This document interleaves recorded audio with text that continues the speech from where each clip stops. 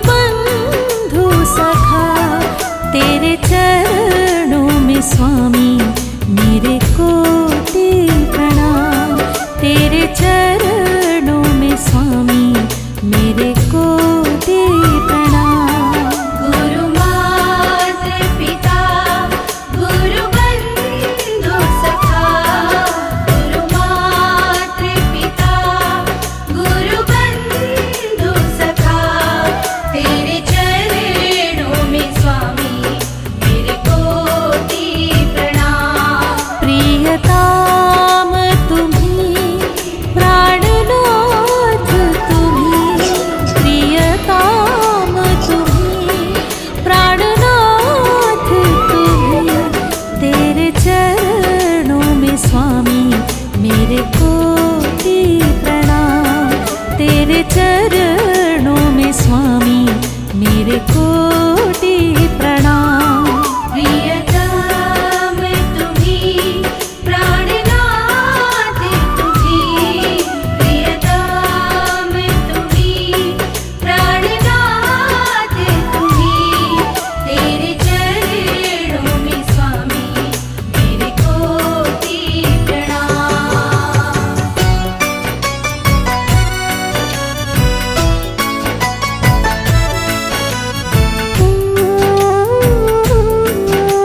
ની આ વાત છે. એક સરસ મજાનું જંગલ હતું. આ જંગલમાં એક આશ્રમ હતો.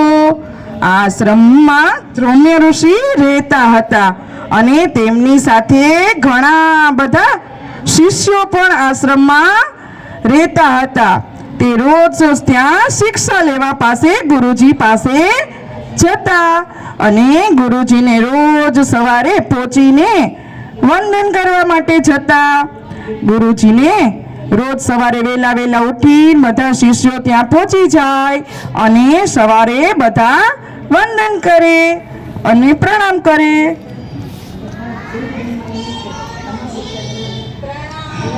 રોજ શિષ્યોને સવારે આવે એટલે આશીર્વાદ આપે અને પછી રોજ શિક્ષા લેવા માટે અલગ અલગ કામ ગુરુજી તેમને સોંપતા.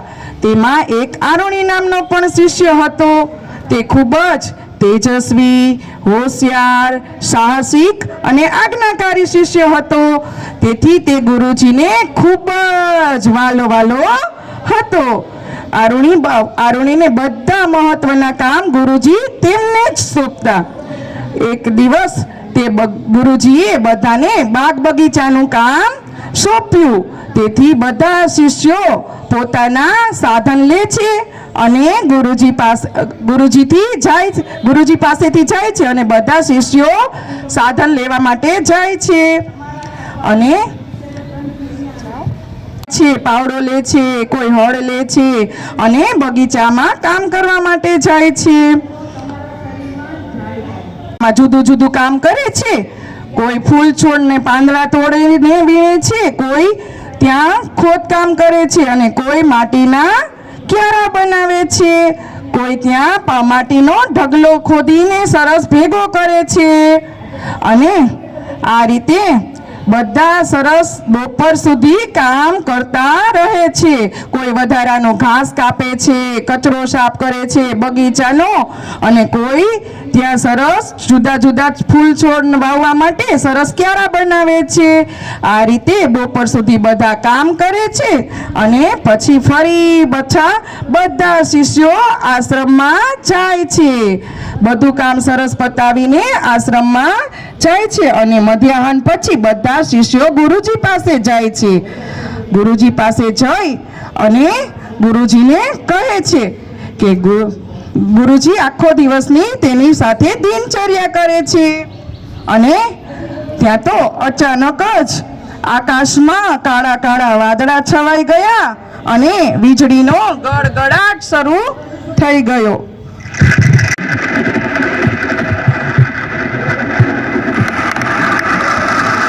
વરસાદ પણ ધીમે ધીમે શરૂ થઈ ગયો. આ રીતે વીજળીના કડાકા ભડાકા શરૂ થઈ ગયા અને ત્યાં તો વરસાદ આવવા માંડ્યો. ધીમે ધીમે વરસાદ શરૂ થઈ ગયો અને પછી ગુરુજી તો એમને આરુણીને બોલાવે છે અને તે ગુરુજીને ચિંતા થાય છે કે હવે આપણા વધારે વરસાદ આવશે તો આપણા ડાંગના પાકને નુકસાન થશે. એટલે ગુરુજી આરુણીને બોલાવે છે અને કહે છે, તો બોલે છે, જો આજ્ઞા ગુરુજી. અને પછી આરુણી તો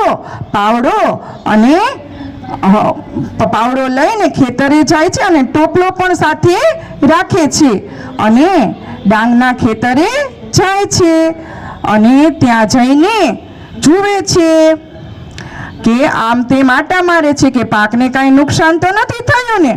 અને ત્યાં જઈને જુએ છે તો પાળ તો નદી પાસેની તૂટી ગઈ છે અને આરુણી કહે છે કે અરે આ પાળ તો તૂટી ગઈ છે, હવે શું કરવું? તે તો ફટાફટ માટીનો ઢગલો ત્યાં હોય છે તે સુનલામાં ભરે છે અને બધો માટીનો ઢગલો ભરી અને પાળ આડો રાખે છે. પણ આરુણી જેવો પાળ પાસે ઢગલો નાખે છે એવો જ વરસાદ તો ખૂબ વરસી રહ્યો હોય એટલે ઢગલો પાણીમાં વહી જાય છે. એટલે ખોદે છે અને ટોપલામાં ભરે છે અને આમ ખૂબ જ મહેનત કરી અને ઢગલો કરે છે પણ આરુણીનો ઢગલો પાણીમાં વહી જાય છે.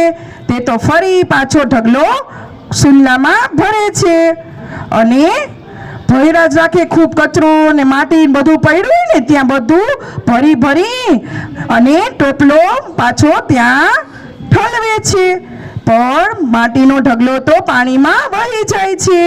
તેથી આરુણી હવે વિચારે છે કે હવે મારે શું કરવું? તે તો ફટાફટ પોતાની સૂઝબૂઝથી ત્યાં આડો સૂઈ જાય છે.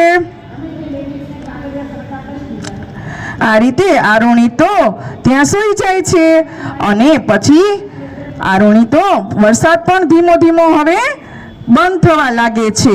પાણી તો અટકી જાય છે પણ આરુણી ત્યાંથી ઊભો થતો નથી. એ વિચારે છે કે જો હું અહીંથી ઊભો થાય તો બધું પાણી ખેતરમાં જતું રહેશે. એટલે આરુણી તો રાત સુધી ત્યાં સૂતો રહે છે પણ પાણીને લીધે આરુણી તો થર ધ્રુજવા લાગે છે. આમ અડધી રાત સુધી ત્યાં સૂવે છે પણ આરુણી ત્યાંથી ઊભો થતો નથી કારણ કે ગુરુજીની આજ્ઞા હોય છે. એટલે આજુબાજુમાં જીવડા કાચબા બધું આટા મારે છે અને આરુણીના શરીર પર પસાર થાય છે પણ આરુણી ત્યાંથી હલતો નથી. આમ ધીમે ધીમે વરસાદ બંધ થઈ ગયો છે અને સવાર પડવા આવ્યું છે. તેથી બધા શિષ્યો પાછા ફરી આ બાજુ આશ્રમે જાય છે. સવાર પડે છે એટલે બધા શિષ્યો રોજ ગુરુજીના આશીર્વાદ લેવા જાય. ત્યારબાદ જ ગુરુજી તેમને કામ સોંપતા. એટલે બધા શિષ્યો સરસ રોજ સવારે તૈયાર થઈને ગુરુજી પાસે જાય અને સાદર પ્રણામ કરે. ગુરુજી આશીર્વાદ આપે છે અને ગુરુજી તો ત્યાં જુએ છે શિષ્યોને અને જોવે છે તો ત્યાં આરુણી દેખાતો નથી એટલે તેમને ચિંતા થવા લાગે છે અને કહે છે કે ગુરુજી તમે તો તેને સાંજે ત્યાં ખેતરે મોકલ્યો હતો, અમને એમ થયું કે તે તમારી સાથે હશે. તેથી ગુરુજીને ચિંતા થાય છે અને ગુરુજી બધા શિષ્યોને લઈ અને ખેતર તરફ જાય છે. આ રીતે બધા શિષ્યો ખેતર તરફ જાય છે આરુણીને ગોતવા માટે અને બધા શિષ્યો આરુણીને શોધે છે, બૂમ પાડવા લાગે છે અને આ બાજુ એક શિષ્ય આરુણીને જુએ છે. અહીંથી ઊભો થઈશ ગુરુજી તો બધું પાણી ખેતરમાં જતું રહેશે અને આપણા પાકને નુકસાન થશે. તેથી આરુણી ત્યાંથી ઊભો થતો નથી અને ગુરુજી તેમજ બધા શિષ્યો ત્યાંથી માટીનો ઢગલો લે છે અને બધા શિષ્યો માટીનો ઢગલો પાછળ નાખે છે. આરુણી પાછળ બધા માટીનો ઢગલો નાખે છે એટલે પાળ સરસ બંધાઈ જાય છે પાછી અને પછી આરુણીને ઊભો કરે છે. પોતાની ગુરુ આજ્ઞાનું પાલન કરીને પોતાના ગુરુજીને પ્રસન્ન કરી દે છે. એટલે ગુરુજી તેમના પર ખૂબ જ પ્રસન્ન થાય છે અને બધા પાછા આશ્રમે જાય છે.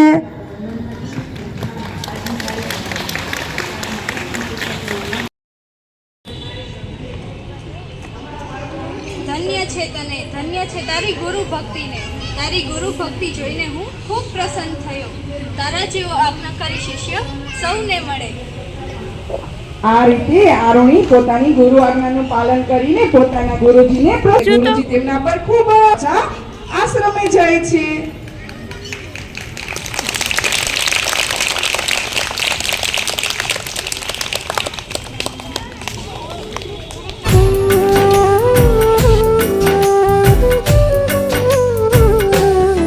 तुम ही प्रेम हो, तुम ही करुणा हो, तुम ही प्रेम हो, तुम ही करुणा हो, तुम ही मोक्ष हो मेरे सांब शिवा.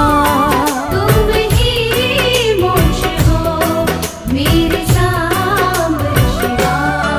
गुरु मात पिता गुरु बंधु सखा, गुरु मात्र पिता गुरु बंधु सखा.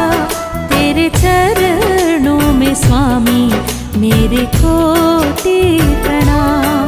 तेरे चरणों में स्वामी मेरे कोटि प्रणाम.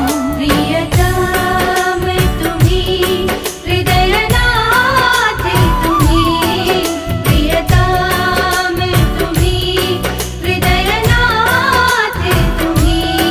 तेरे चरणों में स्वामी मेरे कोटि प्रणाम. प्रियताम तुम्ही प्राणनाथ तुम्ही. प्रियताम तुम्ही प्राणनाथ तुम्ही. तेरे चरणों में स्वामी मेरे कोटि प्रणाम. तेरे चरणों में स्वामी मेरे कोटि प्रणाम. प्रियतम तुम्ही प्राणनाथ तुम्ही. प्रियतम तुम्ही प्राणनाथ तुम्ही. तेरे चरणों में स्वामी मेरे कोटि प्रणाम. तेरे चरणों में स्वामी मेरे कोटि प्रणाम.